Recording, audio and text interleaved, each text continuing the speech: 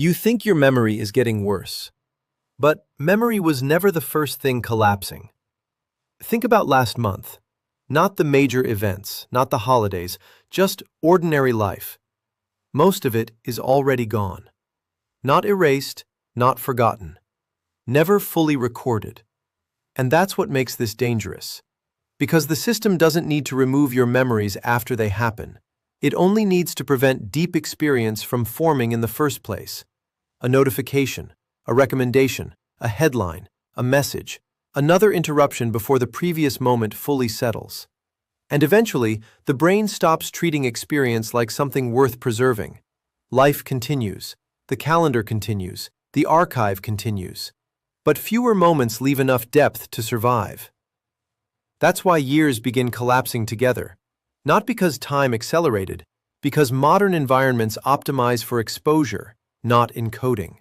And if that sounds abstract, try remembering last Tuesday. Not the important parts, the ordinary parts. What did breakfast taste like? What were you thinking at 2 p.m.? What did the air feel like outside? Most people can't answer, not because the day didn't happen, because very little of it fully arrived. The subject interprets the phenomenon as memory decline. The deeper shift occurs earlier. Attention fragments before experience stabilizes. Encoding weakens before forgetting begins. The system does not require removal, only interruption. Continuous low-level stimulation prevents sufficient experiential depth from forming. The timeline remains intact. The subjective weight disappears first. The brain was never designed to store reality continuously. Most of human experience disappears automatically. Memory is selective by necessity. The system filters constantly. It prioritizes novelty, emotional intensity, contrast, danger, unpredictability, meaning. Ordinary moments rarely survive on their own. They become memory only when attention stabilizes long enough for experience to acquire weight. That process requires depth. It requires uninterrupted presence, and modern environments systematically interfere with both. The problem is not information overload by itself. The brain can process enormous amounts of information. The problem is fragmentation. Attention continuously resets before experience fully settles. A message appears. A recommendation interrupts. A new stimulus arrives before the previous moment finishes integrating. And eventually, the nervous system adapts to shallow processing as its default condition. The subject interprets this as distraction. But distraction is only the visible symptom. The deeper shift happens at the level of encoding. Experiences no longer accumulate sufficient psychological density to survive long-term consolidation. The moment is experienced lightly, briefly, thinly. It passes through awareness without leaving strong structural traces behind. This is why many modern memories feel strangely interchangeable. One day resembles another. One scroll resembles another. One evening resembles another. The environment produces continuous exposure without sufficient differentiation, and memory depends on differentiation. The brain compresses repeated low-contrast experiences together automatically. Similar days collapse into generalized blur because the system detects little reason to preserve them separately. The result is paradoxical. Modern individuals encounter more stimuli than almost any humans in history. More images, more headlines, more conversations, more content, more reactions, more emotional triggers. Yet many people simultaneously report feeling as though less of life remains accessible afterward. Not because nothing happened, because very little stabilized deeply enough to become durable experience. Memory formation depends less on quantity of exposure and more on quality of attention during exposure. Encoding strength increases through sustained presence, emotional salience, novelty, and contextual differentiation. Continuous, low-level interruption weakens consolidation efficiency before conscious forgetting even begins. The subject experiences constant stimulation while simultaneously producing weaker, long-term experiential structure. The system does not reduce activity, it reduces depth. The modern environment was not built around memory formation, it was built around continuous engagement. That changes everything. Human attention evolved in environments with natural informational limits. Silence existed. Downtime existed. Repetition was interrupted by physical movement, environmental variation, social unpredictability, and periods of low stimulation. The nervous system had space to consolidate experience. Modern systems remove much of that space. The stream no longer stops. Information arrives continuously. The subject wakes up inside an already active environment. Notifications accumulated overnight. News cycles continued overnight. Recommendations updated overnight. Conversations continued overnight. Before the day fully begins, attention is already responding to external signals, and the brain adapts to that condition surprisingly quickly. Continuous exposure trains attentional scanning. The subject becomes highly responsive to novelty shifts, micro-interruptions, and rapid context switching. Small fragments of information begin competing constantly for cognitive priority.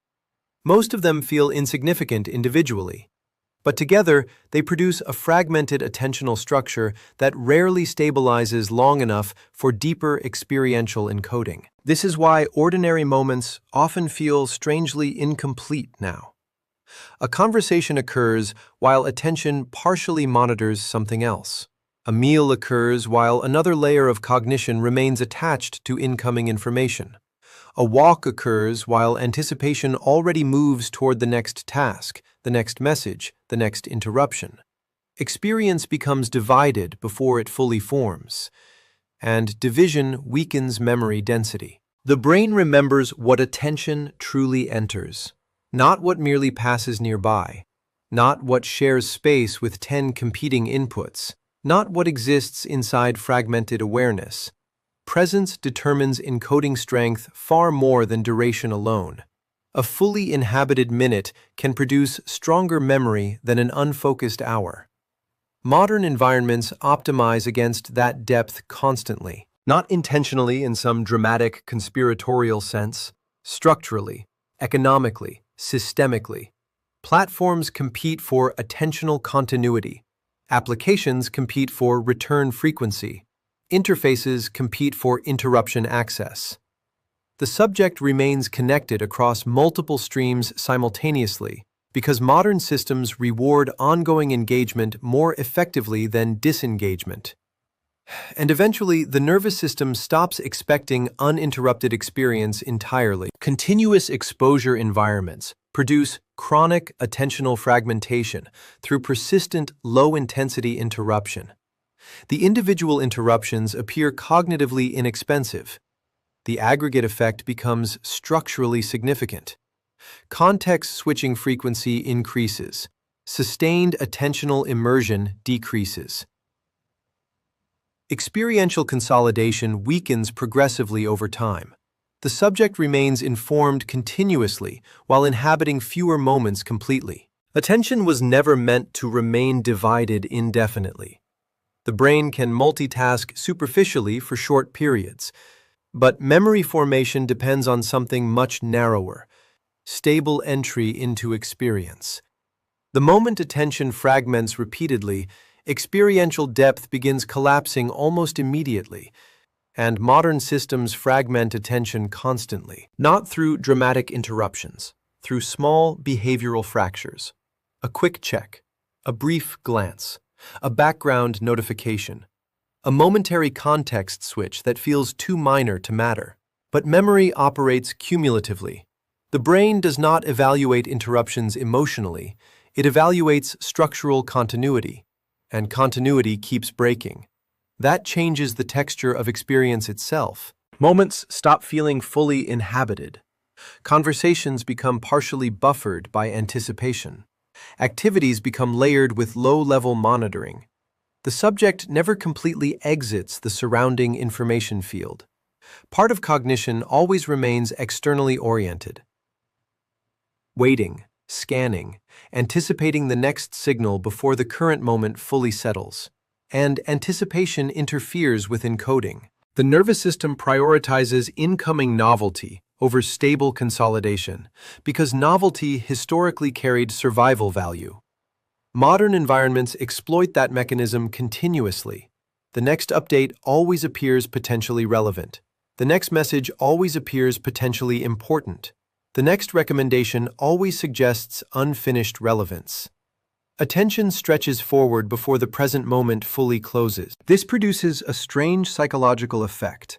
The subject remains active all day while simultaneously feeling absent from much of it afterward. The day was filled with activity, yet very little became experientially dense enough to leave strong internal anchors behind. The nervous system processed enormous amounts of information, but information alone does not produce memory. Presence produces memory, and presence requires uninterrupted psychological arrival. That is what modern environments increasingly destabilize, not memory storage itself. Arrival. The capacity to fully enter an experience deeply enough for the nervous system to preserve it distinctly from everything surrounding it. Without sufficient arrival, life begins flattening into procedural continuity. One task leads into another. One input blends into another. One experience dissolves into the next before separation fully forms. And eventually, the subject stops feeling like they lived through specific moments at all. They feel like they moved through an ongoing stream. Encoding quality depends heavily on attentional stability during experience acquisition. Continuous anticipatory cognition weakens experiential closure. The subject remains neurologically oriented toward incoming stimuli before current stimuli fully consolidate. Memory density decreases not because experience disappears, but because segmentation weakens. Distinct moments require distinct attentional boundaries. Continuous interruption dissolves those boundaries progressively over time. That is why modern life produces an unusual contradiction. People document more than ever before, while remembering less internally. The external archive expands constantly. Photos accumulate, messages accumulate, videos accumulate, cloud storage accumulates. Entire lives become retrievable on demand. And yet, subjective memory often feels weaker than expected. Sometimes the photograph remembers more than the person does. You see an old image and suddenly realize you forgot the moment entirely. Not the details, the existence of the moment itself. The record survived externally, while the internal experience weakened. And that changes the relationship between memory and reality in subtle ways. Because external recording alters attentional behavior during the event itself. Part of cognition shifts away from direct experience toward preservation. The subject begins observing moments partially through the logic of capture. Framing, recording, saving, sharing, storing. The environment encourages external retention before internal consolidation finishes. Experience becomes partially converted into documentation while it is still unfolding. And documentation is not the same as encoding. The camera preserves visual information. The brain preserves lived experience. Those systems overlap only partially. A perfectly documented event can still produce surprisingly weak subjective memory if attentional immersion remained fragmented during acquisition. The image survives. The feeling fades. That is why some modern experiences feel strangely hollow in retrospect. Entire vacations become compressed into selected images. Celebrations become compressed into short fragments. Relationships become compressed into scattered visual references. The archive appears extensive. The lived texture feels unexpectedly thin. And the subject often interprets this as nostalgia. But nostalgia may only be part of the phenomenon. The deeper shift involves dependency transfer. External systems increasingly perform functions once handled internally. Navigation moved outward. Recall moved outward. Scheduling moved outward. Orientation moved outward. Memory itself gradually begins outsourcing portions of experiential preservation into permanent external storage. The system remembers continuously, so the subject no longer feels pressure to remember deeply. And eventually, documentation starts replacing presence itself. Not consciously, structurally, quietly. The subject records experiences while simultaneously entering them less completely. The archive expands, internal density contracts. Storage becomes permanent. Experience becomes lighter. External recording systems alter experiential acquisition behavior before later retrieval even begins. Cognitive resources partially redirect toward preservation during active events. Internal encoding competes with external documentation processes simultaneously. The subject accumulates extensive retrievable archives while generating weaker subjective consolidation. Information permanence increases externally, while experiential permanence weakens internally. This is where the phenomenon becomes visible. Not during ordinary moments, during retrospection. You look backward and suddenly entire periods feel compressed. Months collapse together, years collapse together. The timeline remains technically intact, yet the subjective weight feels strangely reduced. Large sections of life appear thinner than they should. And the brain interprets that compression as acceleration. That is why so many people feel time moving faster now, not because clocks changed, because fewer experiences achieved enough density to separate themselves distinctly from surrounding experience. Memory depends on anchors, distinct moments, emotional contrast, psychological segmentation. Without those anchors, large periods begin blending together automatically. The nervous system compresses similarity. Repetitive, low-contrast experiences become difficult to distinguish retrospectively because encoding produced insufficient differentiation during acquisition. One workday resembles another. One evening resembles another. One week resembles another.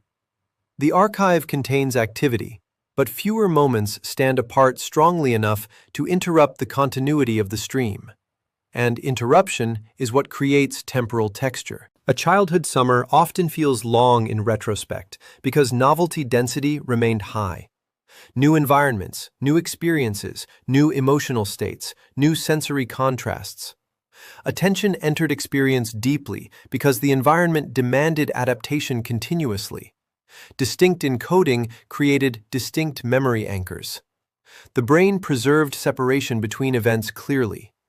Modern environments reduce that separation, not because nothing happens, because too much happens with insufficient attentional depth. The subject encounters endless stimulation without equivalent experiential consolidation. Novelty becomes normalized through overexposure. Information becomes continuous. The nervous system adapts to rapid turnover conditions, and eventually, fewer experiences achieve enough psychological contrast to remain distinct over time. The result feels unsettling. Entire years remain accessible factually, while feeling strangely absent emotionally. The subject knows events occurred, but many periods no longer feel inhabited from the inside. The timeline survives intellectually, while experiential continuity weakens psychologically. And that weakens the sensation of having fully lived through time itself. Temporal acceleration perception correlates strongly with retrospective memory density rather than objective chronological speed. Distinct experiential anchors create perceived temporal expansion.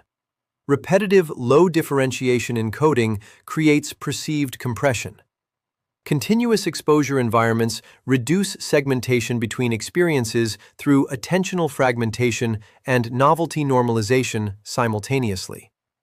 The subject remains continuously stimulated while generating fewer durable retrospective markers. And this is the point where the environment stops looking accidental. Because modern systems do not merely coexist with fragmented attention, they depend on it economically. Attention became infrastructure. The longer the subject remains cognitively engaged, the more valuable the engagement becomes. Platforms measure retention. Interfaces measure interaction frequency. Systems optimize for return behavior continuously. The objective is not presence. The objective is continuity. And continuity changes cognition over time. The subject learns to remain partially open to incoming stimulation, even during unrelated experiences. Silence becomes temporary. Cognitive closure becomes temporary. Attention rarely settles fully because the environment continuously rewards anticipatory readiness. Something might arrive, something might update, something might require response. The nervous system adapts accordingly. This adaptation often feels productive at first. The subject becomes faster, more responsive, more informed, more connected. Context switching begins feeling normal. Simultaneous streams begin feeling manageable. Continuous low-level engagement begins feeling efficient. But efficiency and presence are not the same thing. Systems optimize efficiency extremely well. Memory does not.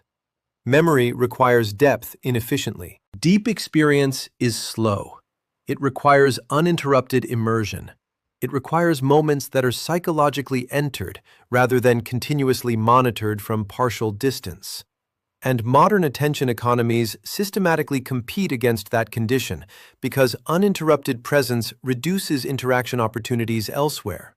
Every interruption matters economically, not because each interruption is individually powerful, because accumulation changes baseline cognition. Small attentional fractures, repeated thousands of times, gradually reshape how experience itself is processed. The subject begins expecting interruption structurally.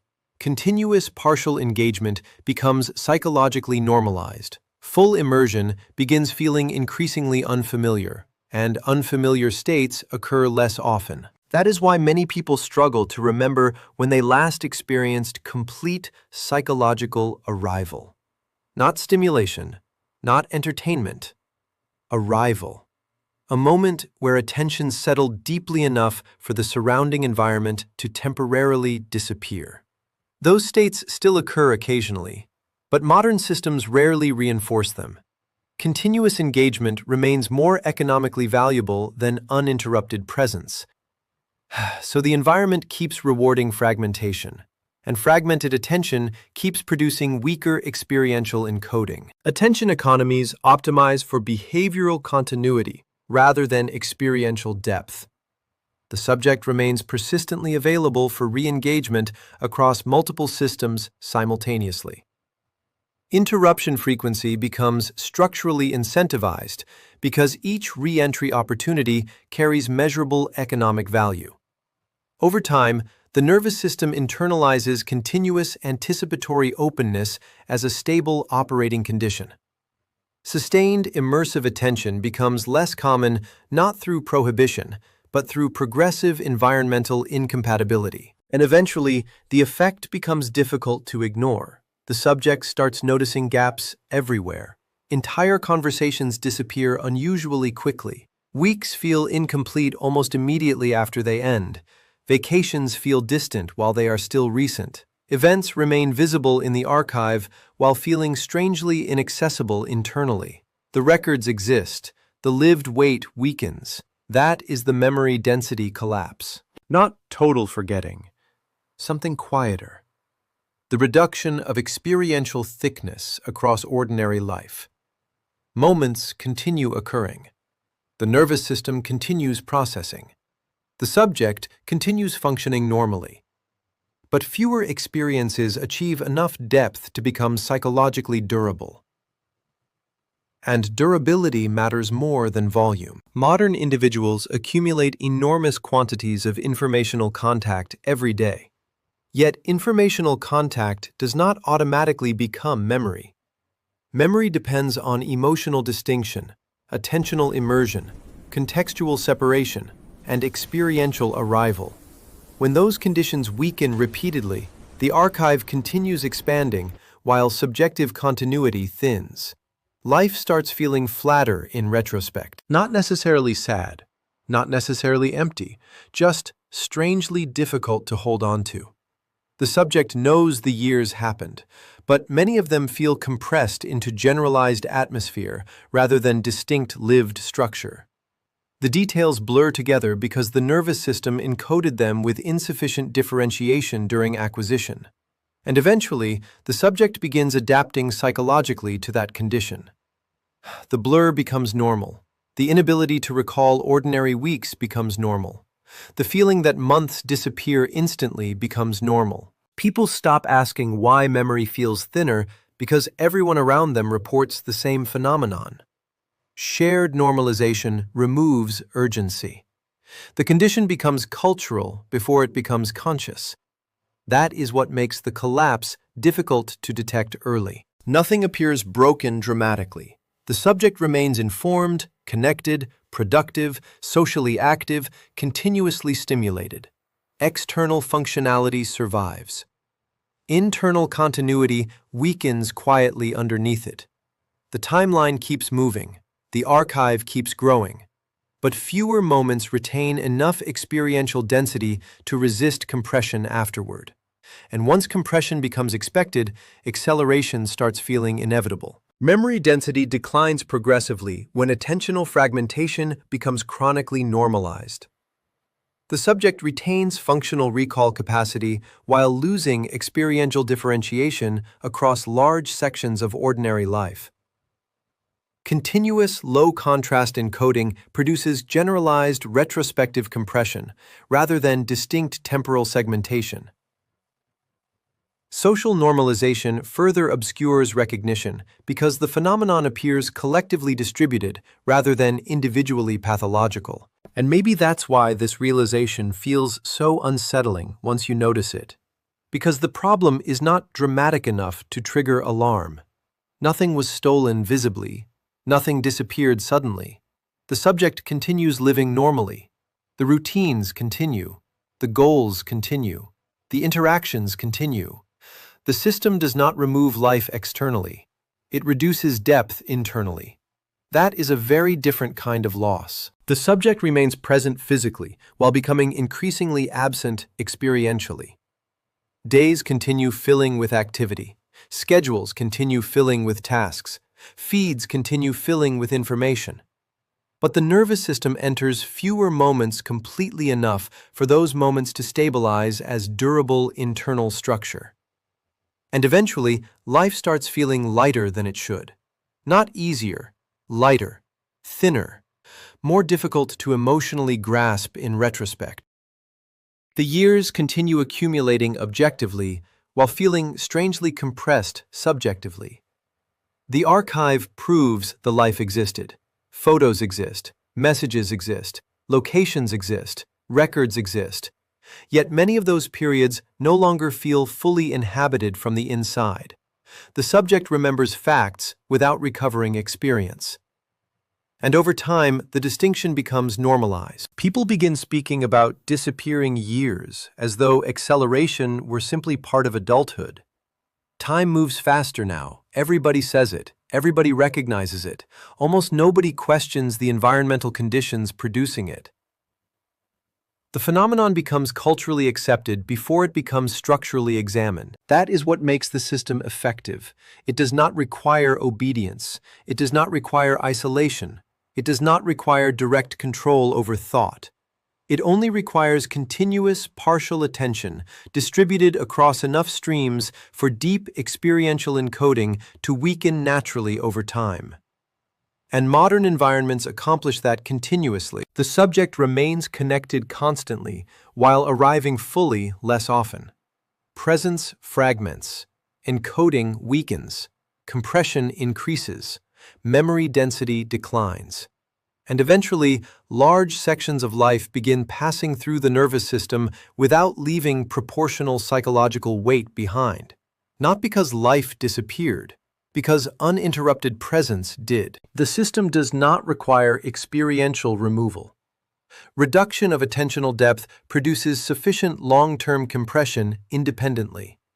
Continuous, fragmented exposure weakens differentiation between experiences while preserving functional behavioral activity.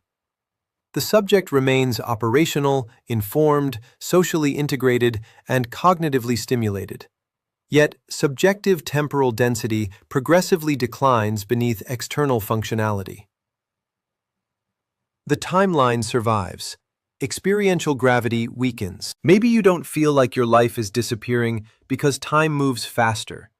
Maybe it feels that way because fewer moments are being encoded deeply enough to survive afterward. The system was never designed to erase your memories directly. It doesn't need to.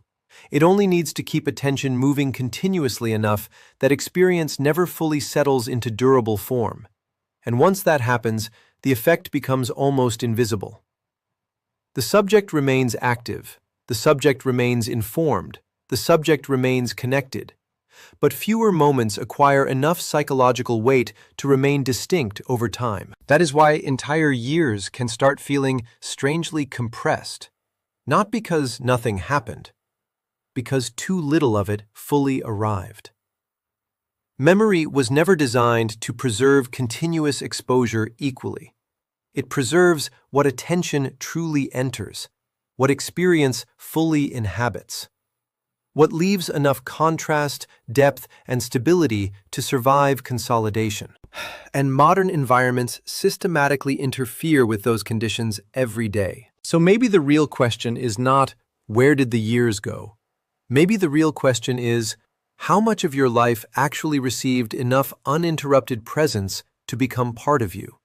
Because the timeline may still exist perfectly. The archive may still exist perfectly. The records may still exist perfectly. But if attention never stopped moving long enough to fully arrive anywhere, then large sections of life can pass through the nervous system without ever becoming experientially dense enough to truly remain. The system does not erase experience. It fragments attention until experience loses density naturally. If you want to understand how it feels when years begin disappearing, Punchline Protocol already explored the human side of the phenomenon.